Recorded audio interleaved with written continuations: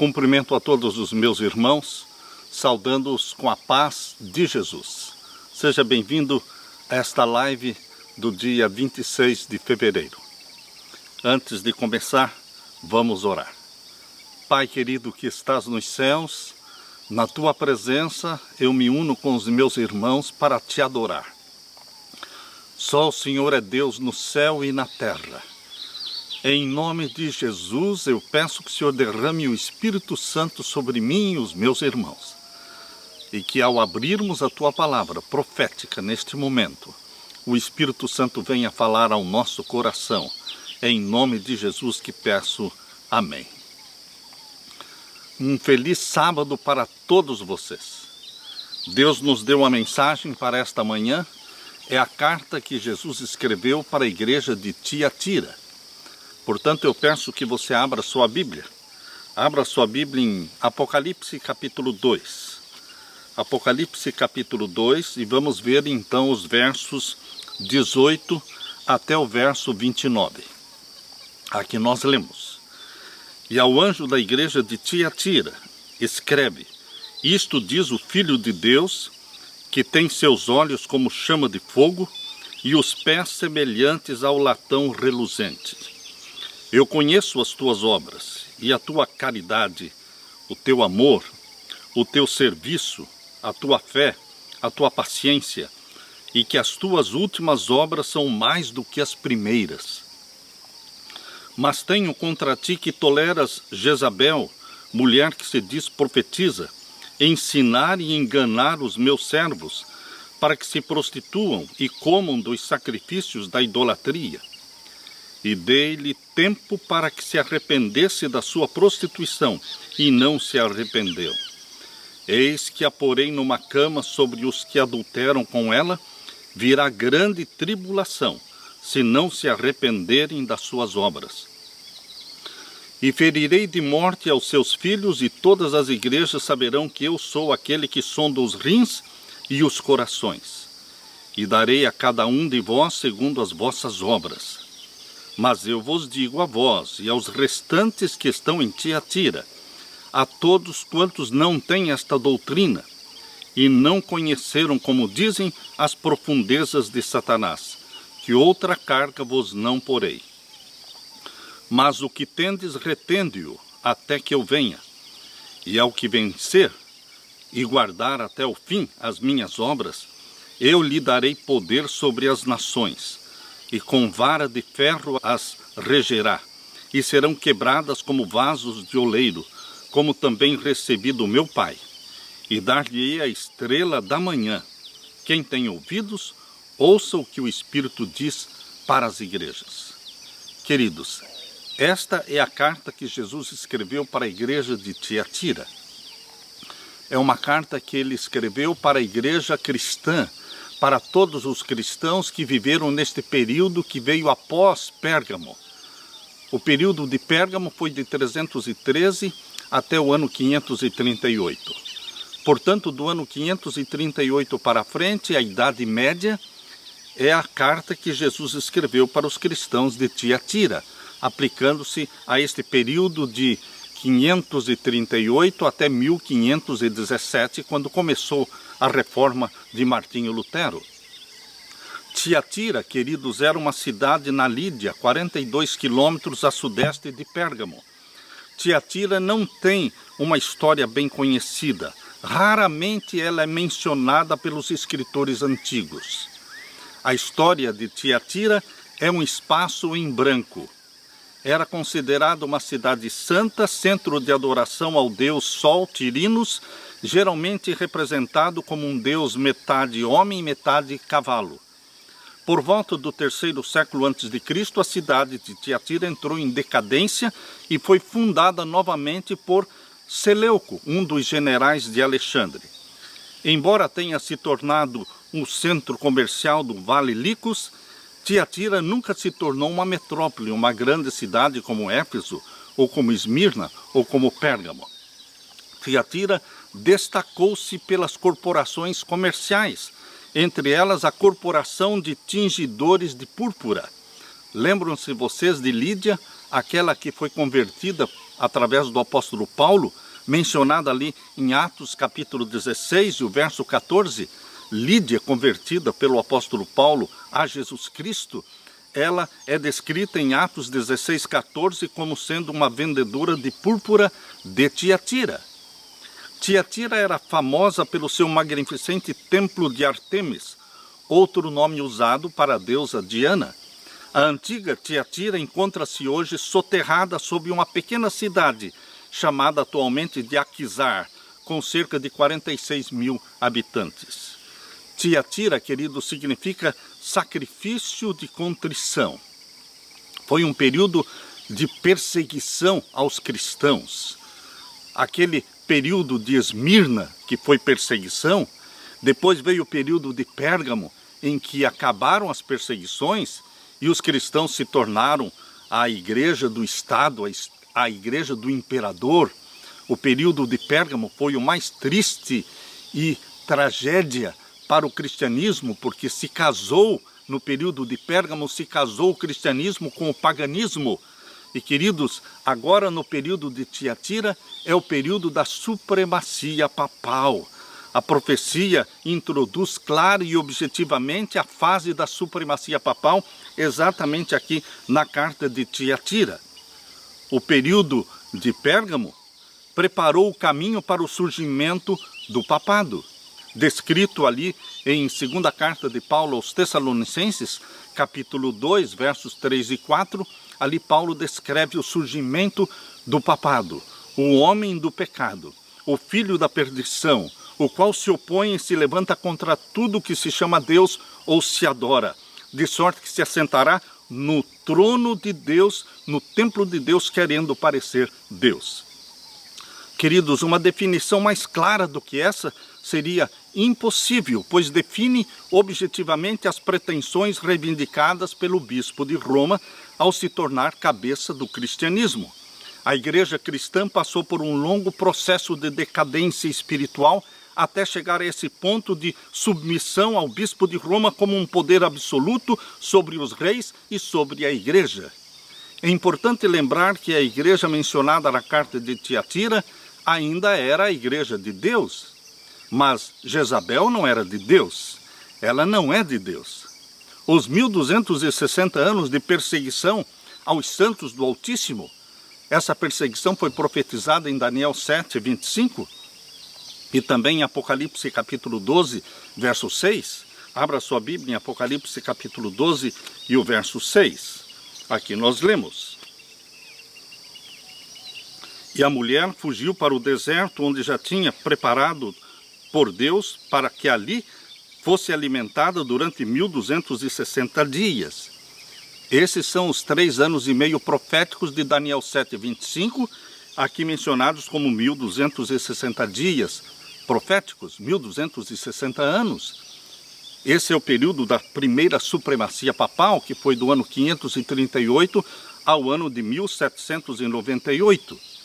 Porém, queridos, com a influência da reforma protestante, quando Martinho Lutero pregou as 95 teses na frente da porta de Wittenberg, lá no ano de 1517, pela influência da reforma protestante, este período de Tiatira não foi até 1798, mas sim até 1517.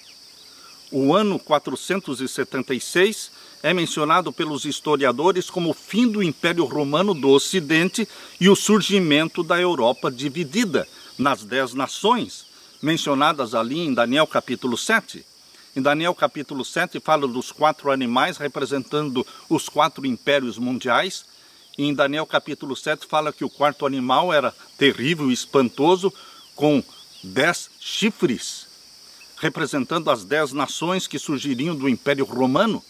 Abra sua Bíblia em Daniel capítulo 7. Daniel capítulo 7 fala dos 10 chifres, mas fala também de um chifre pequeno que surgiu no meio dos 10. E esse chifre pequeno que surgiu no meio dos 10 derrubou 3 daqueles 10 chifres. Esses 3 que foram derrubados foram as tribos, os povos que não se submeteram ao bispo de Roma. Eram os vândalos e os ostrogodos. Foram os 3 destruídos por ordem papal. Aqui lemos em Daniel capítulo 7 e o verso 23. Disse assim: o quarto animal será o quarto reino na terra, o qual será diferente de todos os reinos, e devorará toda a terra, e a pisará aos pés, e a fará em pedaços.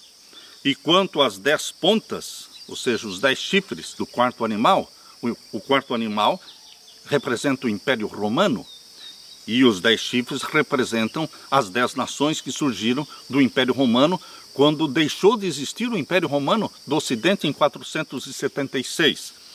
E aqui diz, verso 24, e quanto às 10 pontas, daquele mesmo reino se levantarão 10 reis, e depois dele se levantará outro, o qual será diferente dos primeiros, e abaterá a 3 reis. Este 11º que surgiu no meio dos 10, este chifre derrubaria 3 dos 10 primeiros. Representa o poder político religioso do papado, do bispo de Roma. E por influência papal, os érulos foram destruídos em 493, os vândalos foram destruídos em 534 e os ostrogodos foram destruídos em 538. Foi assim que começou a supremacia papal em 538, porque o caminho estava livre dos seus inimigos. Este poder aqui mencionado em Daniel capítulo 7, verso 25, se refere ao poder romano, Roma papal.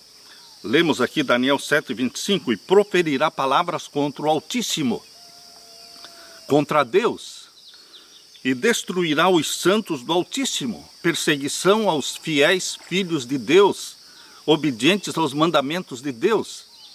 E este chifre pequeno, o poder papal, cuidará em mudar os tempos e a lei.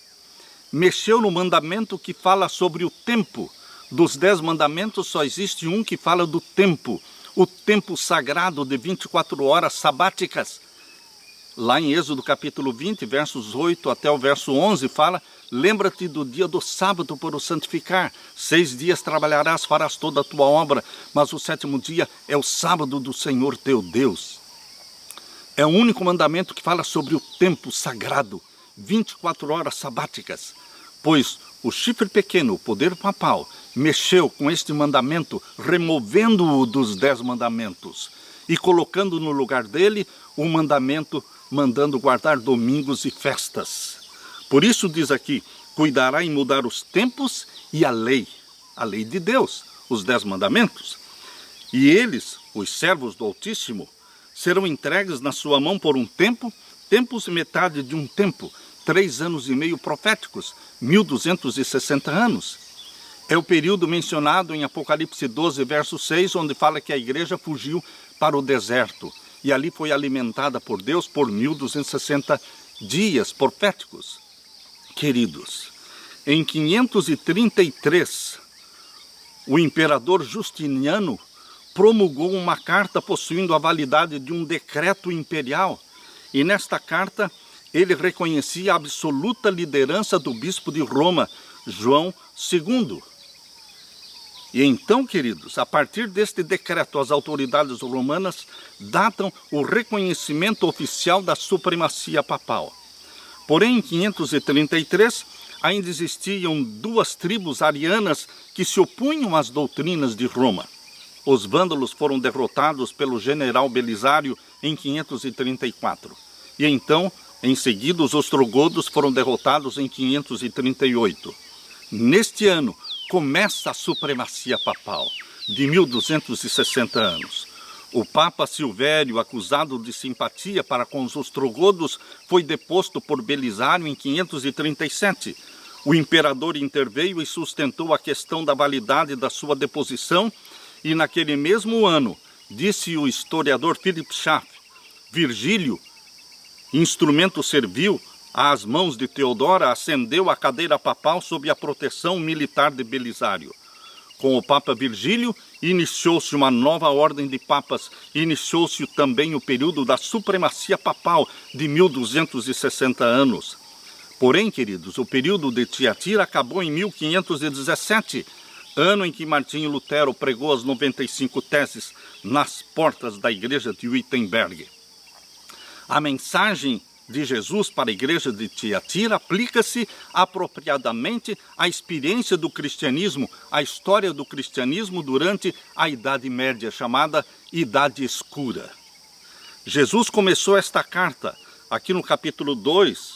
Abra sua Bíblia agora em Apocalipse capítulo 2 e vamos ler novamente a carta que Jesus escreveu para a igreja de Tiatira. Capítulo 2 de Apocalipse. Vamos ver então o verso 18. E ao anjo da igreja de Tiatira, escreve isto, diz o Filho de Deus. Jesus aqui nesta carta se intitula o Filho de Deus, aquele que nasceu gerado pelo Espírito Santo no ventre da Virgem Maria. É Filho de Deus, é Deus 100%. Mas o título que ele preferia também usar muitas vezes era Filho do Homem, destacando a natureza humana do Filho de Deus, porque ele se tornou um de nós. Isto diz o Filho de Deus, que tem seus olhos como chama de fogo e os pés semelhantes a latão reluzente. E aqui diz, no verso 19, eu conheço as tuas obras, e a tua caridade, e o teu serviço, e a tua fé, e a tua paciência, e que as tuas últimas obras são mais do que as primeiras. Vejam quantos elogios Jesus dá para os cristãos que viveram neste período de Tiatira, no período da Idade Escura, de 538 em diante. Deus tinha sim um fiel remanescente naquele tempo e tem hoje também um fiel remanescente. Jesus não mede palavras para elogiar a fidelidade dos seus filhos deste tempo, dizendo, eu conheço as tuas obras, eu sei quanto vocês sofrem, quanto vocês são perseguidos, eu conheço a tua caridade, o teu serviço, a tua fé, a tua paciência, e que as tuas últimas obras são mais do que as primeiras, um crescendo espiritual. Eles foram crescendo no reavivamento. A reforma começou no período de Tiatira e foi crescendo em direção ao movimento da reforma protestante no século XVI, no tempo de Martinho Lutero. Mas a reforma começou muito antes e foi num crescendo maravilhoso pelo poder do Espírito Santo. Por isso diz aqui que as tuas últimas obras são melhores do que as primeiras. Este é um grande elogio que Jesus faz para a sua igreja. Este foi o tempo dos valdenses, queridos.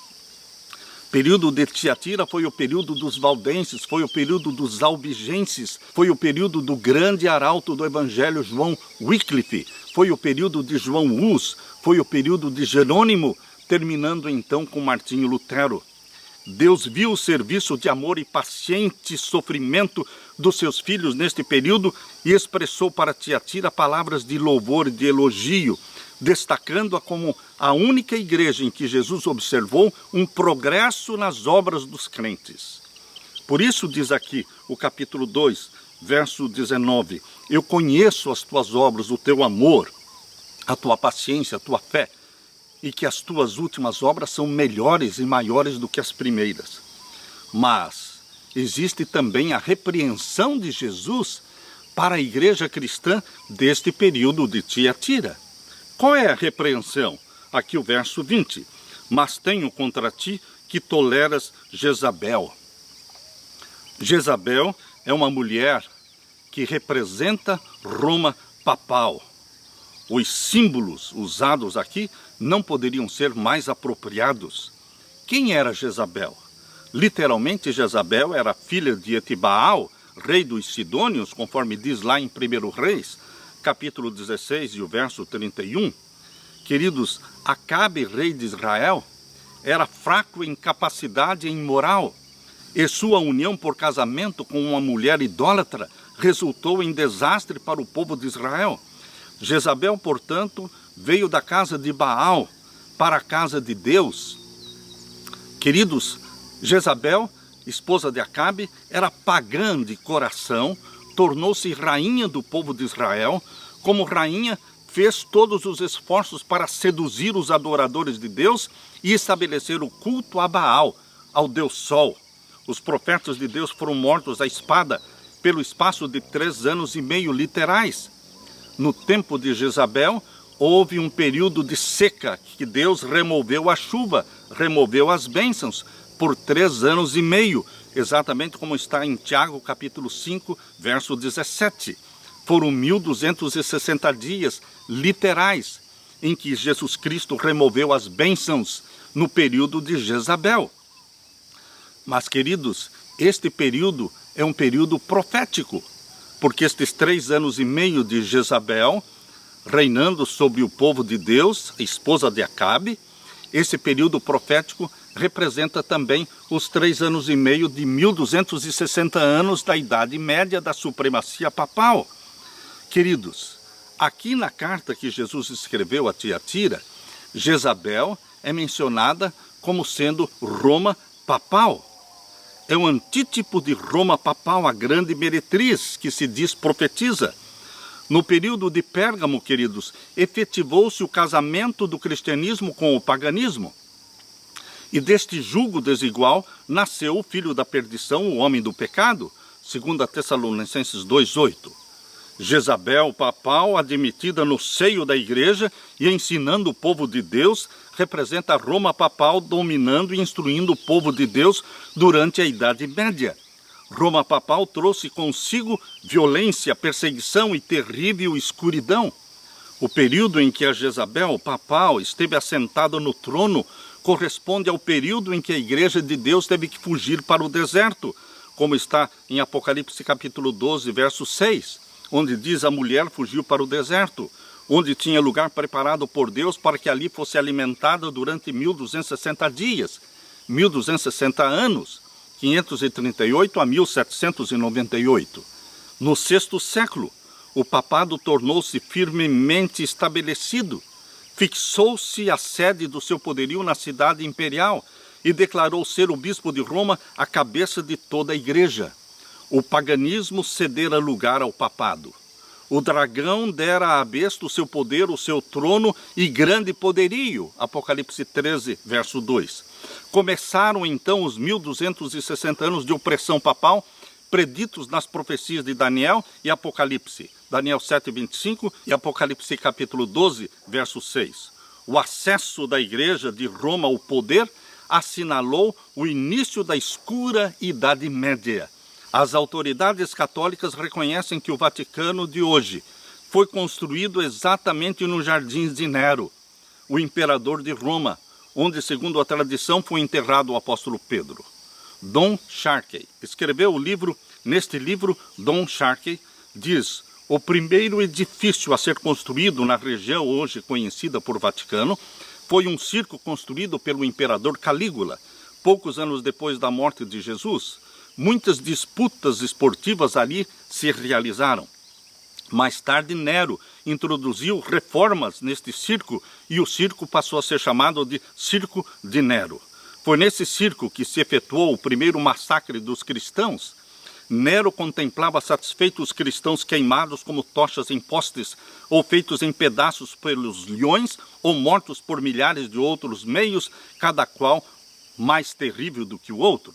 Neste circo foi São Pedro crucificado. A pedido do Papa Silvestre, Constantino começou a construção de uma grande igreja ali no ano 306.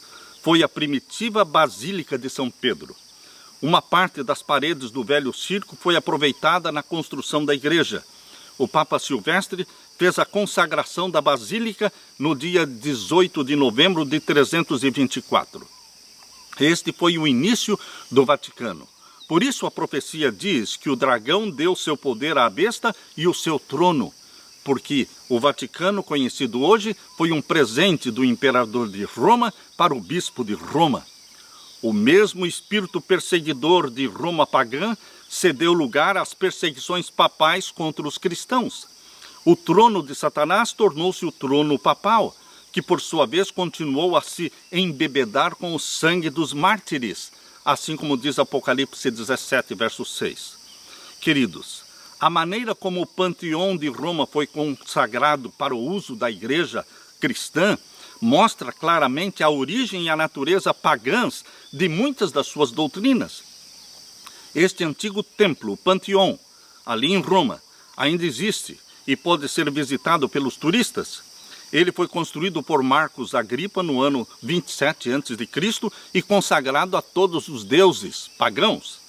O Papa Bonifácio IV, em 610 d.C., reconsagrou este panteão à bendita Virgem e a todos os santos. Daquele tempo em diante, os seguidores da fé cristã católica passaram a se ajoelhar e adorar neste templo, diante das mesmas imagens. Obviamente, os nomes dos ídolos e imagens foram mudados para nomes de personagens cristãos. A mesma adoração idólatra continua sendo realizada até o dia de hoje. O Papa pretende ser o vigário de Cristo na terra, a suprema cabeça da Igreja. O Papa Inocêncio se denominou o único diante de quem todos os joelhos, todas as coisas no céu e todas as coisas na terra e debaixo da terra devem dobrar os joelhos. Ele reivindica o poder sobre as almas de todos os homens na terra e mesmo sobre aqueles que já deixaram a terra. Essa é uma blasfêmia contra Deus, blasfêmia papal. Apocalipse capítulo 13, verso 5 diz: e foi-lhe dado uma boca para proferir grandes coisas e blasfêmias, se colocar no lugar de Deus, querendo parecer Deus. Apocalipse capítulo 2, verso 20, irmãos. Apocalipse capítulo 2, verso 20 diz assim: mas tenho contra ti que toleras Jezabel. O cristianismo tolerou a Jezabel papal. E aqui diz mulher que se diz profetiza, ou seja, é um líder religioso que se diz representante de Deus, que ensina e engana os meus servos para que se prostituam e comam dos sacrifícios da idolatria. Por influência papal, os cristãos passaram a aceitar as doutrinas pagãs. Queridos, a Jezabel papal, que se diz profetiza, ensinou a igreja a se prostituir com a idolatria. A Igreja de Roma ensina que o Papa é o mediador, que se pode confiar nas próprias obras para expiação do pecado.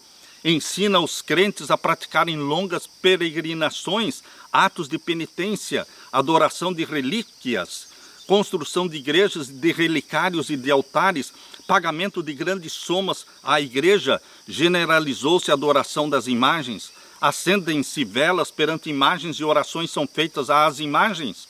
O erro da imortalidade natural do homem e consciência na morte, a adoração da Virgem Maria, a heresia do tormento eterno, a doutrina das indulgências, a santificação do domingo, a implantação do idolátrico sacrifício da missa.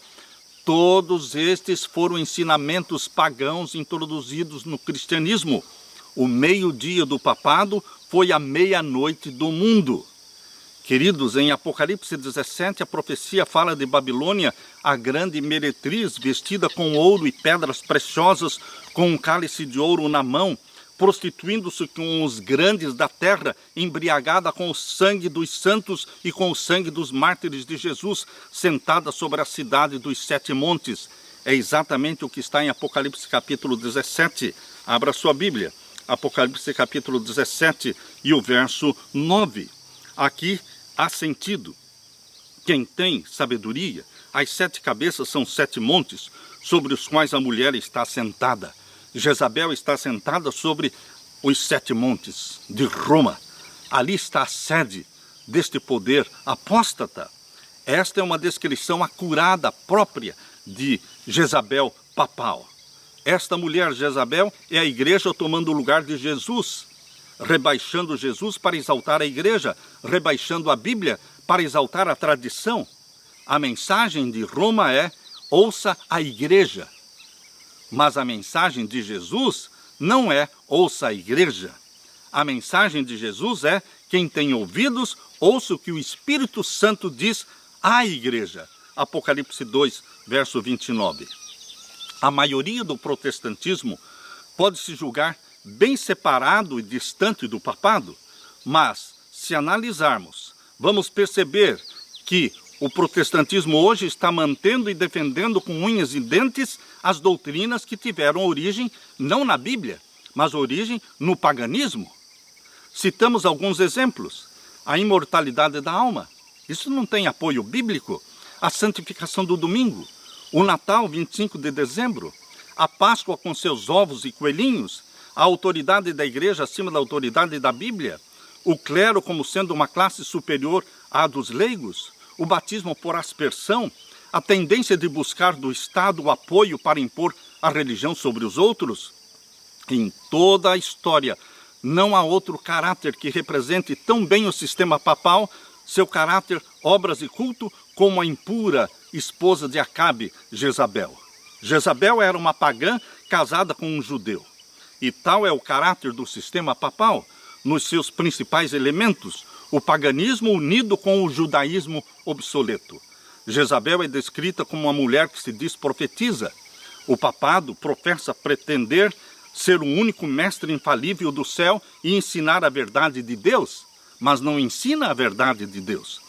O papado é um sistema de obras, uma religião de cerimônias, de penitências, de jejuns, missas, rezas, vigílias, abnegações, macerações do corpo, purgatório, superprivilégios e santidade meritória dos santos, pelas quais ela se propõe salvar os seus devotos. Jezabel era adúltera. O papado, acima de tudo, tem se caracterizado por suas relações com os reis e potestades da terra, fazendo o que lhes agrada para conservá-los sob a sua direção e ensinar o povo de Deus a se submeter e aceitar as formalidades mundanas como meios de se obter a vitória cristã. Jezabel foi uma perseguidora e matadora dos profetas e das testemunhas de Deus. E o que mais distingue o papado é a severidade mostrada contra aqueles que se levantaram contra suas ímpias pretensões. O que mais distingue o papado são as torturas públicas e secretas e matança dos santos que queriam seguir a Bíblia. Deus não colocou na terra um trono para que seus apóstolos reinassem.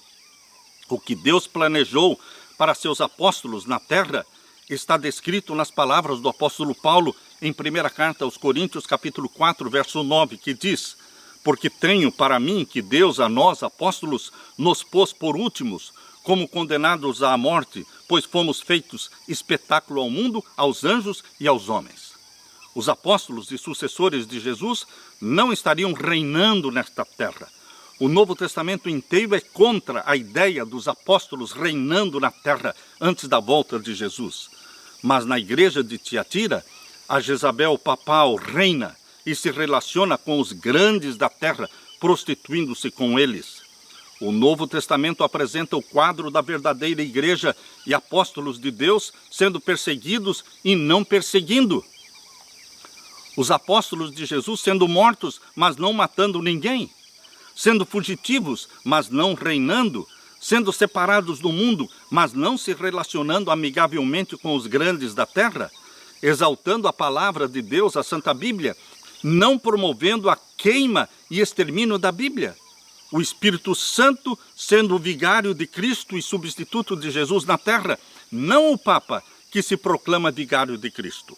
A supremacia do Espírito Santo é o que a Bíblia ensina, não a supremacia papal. Jezabel papal tem usurpado a autoridade e atributos do Espírito Santo. Jezabel papal reina ao invés de se sujeitar, proclama-se infalível, negando a verdade bíblica de que somente Deus é infalível. O tempo em que Jezabel reinou com supremacia sobre a terra, 538 a 1798, foi necessariamente o período mais corrupto do cristianismo. Os historiadores chamam este tempo de a Idade Escura, exatamente a fase que se seguiu ao período de Pérgamo. No período de Pérgamo, a igreja ainda não estava reinando sobre a terra. Naquele tempo, Pérgamo, ainda quem reinava eram os imperadores de Roma. Eram os imperadores de Roma, no período de Pérgamo, que convocavam concílios, punham e depunham os bispos. A igreja era meramente uma ferramenta nas mãos deles. Porém, no período de Tiatira, a situação mudou totalmente, porque a igreja começou a reinar. Agora a igreja, o bispo de Roma, punha e depunha os reis. Jezabel colocou seus pés sobre o pescoço dos reis e distintamente usou a Bíblia para impor sua supremacia e exigir submissão. A história mostra quão trágico foi o reinado do terror da igreja no período da Idade Média, quando os santos do Altíssimo foram massacrados, perseguidos por 3 anos e meio proféticos. O sangue dos santos foi derramado a tal ponto de a profecia dizer que Babilônia ficou embriagada com o sangue dos santos. Apocalipse 17, verso 6. Por volta do ano 1200, foi estabelecido o mais terrível de todos os estratagemas do papado, chamado a Inquisição. Os valdenses foram os primeiros dentre os povos da Europa a obter a tradução das Sagradas Escrituras, centenas de anos antes da Reforma. Por volta do ano 1140, o número dos reformadores era tão grande que alarmou o papado. Pedro Valdo, nativo de Lyon, famoso por sua piedade e ensino, tornou-se um forte opositor ao papado e desse tempo em diante os reformadores passaram a ser chamados de os valdenses. Rejeitavam o culto às imagens como idolatria. Os valdenses guardavam o sábado. A igreja dos valdenses, em sua pureza, simplicidade, assemelhava-se à igreja dos tempos apostólicos do primeiro século. Roma decidiu exterminar os valdenses. Uma bula foi promulgada pelo Papa Inocêncio VIII, condenou-os como hereges e entregou-os ao morticínio. Os valdenses não eram acusados como ociosos, ou desonestos, ou desordeiros, mas declarava-se que tinham uma aparência de piedade e santidade que seduzia as ovelhas do aprisco. Por isso, ordenava o Papa que aquela maligna e abominável seita de perversos, caso se recusasse a abjurar, deveria ser esmagada como serpentes venenosas. Assim foram massacrados os valdenses. No período de Tiatira, tem também o grande reformador João Wycliffe. Em 1328, nasceu na Inglaterra João Wycliffe. Ele se tornou arauto da Reforma, não somente para a Inglaterra, mas para toda a cristandade. Como professor de teologia em Oxford, João Wycliffe pregou a palavra de Deus nos salões da universidade. Tão fielmente apresentava ele a verdade aos estudantes que recebeu o título de doutor do Evangelho. Mas a maior obra da vida de João Wycliffe foi a tradução da Bíblia para a língua inglesa. A Bíblia foi traduzida por Wycliffe, logo teve acesso aos lares do povo, e o povo começou a ler a Bíblia na sua própria língua.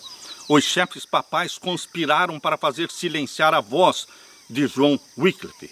As doutrinas ensinadas por Wycliffe continuaram durante algum tempo a espalhar-se e seus seguidores eram chamados de lollardos. Os monarcas ingleses, ávidos de aumentar seu poder mediante o apoio de Roma, não hesitaram em sacrificar os reformadores. Em 1401, pela primeira vez na história da Inglaterra, a fogueira foi decretada contra os discípulos do Evangelho. A primeira pessoa a ser queimada ali na Inglaterra foi William Santry, um sacerdote. Ele foi queimado em Smithfield. Logo em seguida, foi queimado Cobham. Foi acusado por ser seguidor das doutrinas de Wycliffe. Ele foi enforcado e então queimado em 1419. Queridos, por esse tempo, 36 pessoas denominadas lollardos, seguidores de Wycliffe, foram mortos em St. Giles, pela única razão de serem seguidores das doutrinas de João Wycliffe. Por decreto do Concílio de Constança, mais de 40 anos depois da morte de João Wycliffe, seus ossos foram exumados e publicamente queimados e as cinzas lançadas em um riacho vizinho. Depois de João Wycliffe veio João Hus. Nasceu ali na Boêmia por volta do ano de 1380. Em 1398, João Hus começou seu bacharelado em divindade e foi mais tarde escolhido como sendo o pregador da igreja de Belém, em Praga, e diretor e reitor da universidade. O evangelho já tinha sido implantado na Boêmia já no século IX. A Bíblia achava-se traduzida e o culto público era celebrado na língua do povo. Muitos dos valdenses e albigenses, pela perseguição, expulsos dos seus lares na França e na Itália, fugiam para a Boêmia.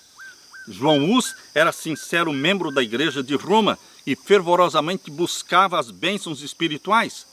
Um cidadão de Praga, chamado Jerônimo, trouxe consigo, ao voltar da Inglaterra, os escritos de João Wycliffe e foram colocados na mão de João Hus. João Hus leu as obras de Wycliffe. começou a estudar acuradamente os escritos de Wycliffe e começou a ver claramente o verdadeiro caráter do papado. Da Boêmia, a luz se estendeu para a Alemanha. Jerônimo se uniu a João Hus. Daí em diante, os dois estiveram sempre juntos até a morte. João Hus foi condenado à fogueira e entregue às autoridades seculares para ser executado. Quando as chamas começaram a envolver o corpo de João Hus, ele se colocou a cantar. Ele cantava: Jesus, filho de Davi, tem misericórdia de mim. E assim continuou até que sua voz silenciou para sempre. O martírio de João Hus foi seguido pelo martírio também de Jerônimo, que foi morto logo depois dele. Ambos se portaram com firmeza de ânimo quando se lhes aproximou a última hora. Prepararam-se para o fogo como se fosse para uma festa de casamento. Não soltaram nenhum grito de dor. Ao levantarem-se as chamas, começaram a cantar hinos e mal podia a veemência do fogo fazer silenciar o seu canto.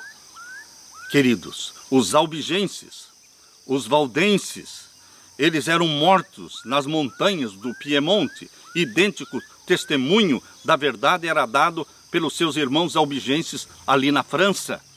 Eles foram condenados pelo Concílio de Latrão por ordem do Papa Alexandre III. A noite de São Bartolomeu, dia 22 de agosto de 1572, foi uma noite de massacre aos cristãos na França. Começou esse diabólico morticínio contra os cristãos reformadores.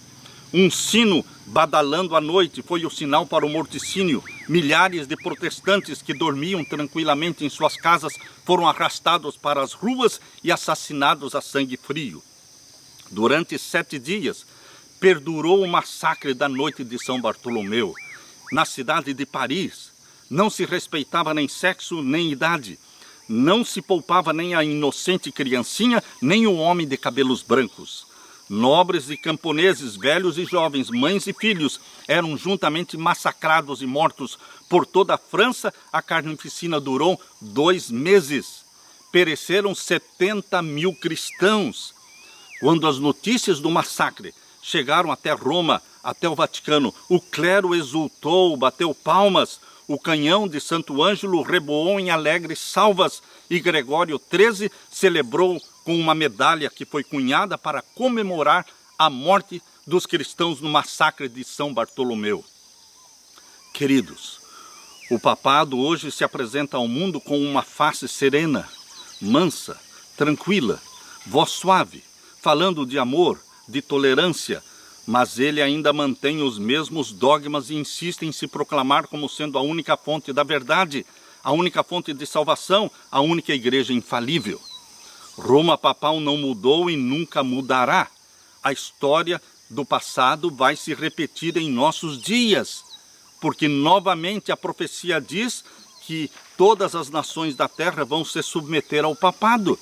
Isso está claro aqui em Apocalipse capítulo 13, Apocalipse capítulo 13, o verso 3. Aqui diz: e vi uma das suas cabeças como ferida de morte, 1798, e a sua chaga mortal foi curada, 1929 para frente, e toda a terra se maravilhou após a besta. Esta é uma profecia cujo cumprimento tem mais direta aplicação aos nossos dias. Queridos, em Apocalipse capítulo 2, verso 24 e 25. Abra sua Bíblia. Apocalipse capítulo 2 e os versos 24 e 25. Mas eu vos digo a vós, e aos restantes que estão em Tiatira, a todos quantos não têm esta doutrina. Que doutrina? A doutrina de Jezabel, a doutrina pagã. Aos restantes que estão em Tiatira. É uma referência aos grupos de cristãos sinceros e leais a Jesus na Idade Média. Os valdenses, os albigenses, os lollardos, os irmãos unidos, a igreja dos irmãos na Boêmia e Morávia. Por isso diz aqui, mas eu vos digo que aos restantes dos que estão em Tiatira, Deus tinha um remanescente fiel naquele tempo, Deus tem hoje um remanescente fiel também. A todos quantos não têm esta doutrina, a doutrina aprovada pelo papado. e não conheceram, como dizem, as profundezas de Satanás, não beberam do vinho de Babilônia, que outra carga vos não porei. Mas o que tendes, retende-o até que eu venha. Mas o que tendes, retende-o, a justificação pela fé, pregada por João Wycliffe, pregada por Pedro Valdo, pregada por Jerônimo, por João Hus, por Martinho Lutero, a salvação pela fé em Jesus Cristo. Temos que reter esta doutrina pura e cristalina da Bíblia. E o verso 26, e ao que vencer e guardar até o fim as minhas obras. Vencer. O vitorioso Jesus dá para você e para mim a vitória. Aleluia! Ao que vencer e guardar até o fim as minhas obras. É aquele que perseverar até o fim é que será salvo. Você e eu precisamos perseverar firmes em Jesus Cristo cada dia, até o fim. Eu lhe darei poder sobre as nações. Você e eu vamos reinar com Jesus Cristo 1000 anos. Receberemos poder sobre as nações.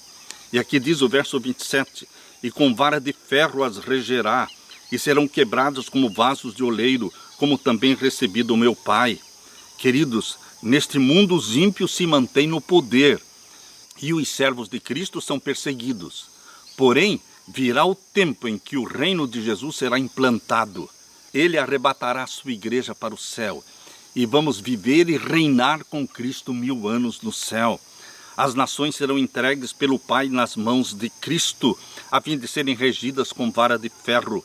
Associadas a Cristo em sua obra de poder e de julgamento estarão os santos de Deus. Reinarão com ele nesta função por 1000 anos. Apocalipse 20, verso 4. Durante esse período é determinada a sentença de morte e o grau de castigo para os homens ímpios e para os anjos maus. Ao final dos 1000 anos, todos os santos partilharão com Cristo a execução da sentença sobre os ímpios. A promessa final é que todos os santos de Deus receberão a estrela da manhã. E aqui diz, verso 28, e dar-lhe-ei a estrela da manhã. Esta promessa de Jesus Cristo é uma promessa para você. A estrela da manhã, mencionada por Jesus Cristo, ali em Apocalipse 22, verso 16. Abra sua Bíblia, Apocalipse capítulo 22, 16. Essa estrela da manhã é Jesus. Diz aqui Apocalipse 22, 16. Eu, Jesus, enviei o meu anjo para vos testificar estas coisas nas igrejas. Eu sou a raiz e a geração de Davi, a resplandecente estrela da manhã. O presente que você e eu vamos receber é a estrela da manhã. É Jesus Cristo, nosso eterno Salvador, nosso eterno irmão mais velho, aquele que morreu por nós, que ressuscitou por nós, que subiu ao céu por nós e vai voltar para nos buscar. Este é o presente oferecido por Jesus Cristo. Queridos, assim como houve um período de perseguição ao povo de Deus, no tempo em que adoravam o sol, no tempo de Jezabel, 3 anos e meio literais de perseguição ao povo de Deus, em que Deus reteve as chuvas. Esse período literal de 3 anos e meio, depois se tornaram 3 anos e meio proféticos, falando da supremacia papal da Idade Média, 1260 anos. Mas, queridos, agora no tempo do fim, novamente a profecia de 3 anos e meio aparece. Esta profecia de 3 anos e meio aparece exatamente aqui em Apocalipse capítulo 13 e o verso 5. Falando da recuperação do poder papal no mundo todo. Fala também da supremacia papal no tempo do fim. Depois que a ferida mortal for curada, depois que for implantado o decreto dominical, começa a supremacia papal do tempo do fim. Jezabel papal vai voltar a reinar sobre o mundo inteiro. Por quanto tempo? 3 anos e meio literais, 42 meses. Aqui nós lemos em Apocalipse 13, verso 5, e foi-lhe dado uma boca para proferir grandes coisas e blasfêmias, e deu-se-lhe poder para continuar por 42 meses. Queridos, essa é uma profecia para os nossos dias. Deus abreviou o tempo. De 1260 anos, Deus abreviou para 1260 dias. Será a última supremacia da Jezabel papal. E Jesus Cristo vai voltar. Jesus Cristo vai arrebatar a sua igreja. Jesus Cristo dará para você a estrela da manhã. Aquele que vencer, eu lhe darei poder para reinar comigo. Nós vamos reinar com Jesus Cristo. Meus queridos, Jesus Cristo tem uma promessa para você, que conforta o nosso coração. Ele disse, eu irei, mas eu voltarei. E eu vos levarei para mim mesmo, para que onde eu estiver, vós também estejais. Jesus Cristo vai voltar para buscar a sua igreja perseguida, massacrada. Mas esta é a igreja amada por Jesus Cristo, que guarda os mandamentos de Jesus Cristo. Ela não vai se dobrar diante de Jezabel. Ela não vai se submeter a Jezabel. Mas ela é fiel a Jesus Cristo. Queridos, Jesus Cristo é o grande e vitorioso. E nós, com Jesus Cristo, somos mais do que vitoriosos. Ele supre todas as nossas necessidades. Eu deixo com você esta certeza da vitória em Jesus Cristo. Eu deixo com você esta certeza do amor de Jesus, do cuidado que Ele tem por você. Que Deus derrame sobre você o Espírito Santo, meu querido irmão, minha querida irmã. E que você se mantenha fiel. Que as tuas últimas obras sejam melhores do que as primeiras. Que o reavivamento do Espírito Santo ocorra na minha e na sua vida. Ora, vem, Senhor Jesus Cristo, esta é a nossa oração. Deixo com vocês a paz de meu Jesus. Amém.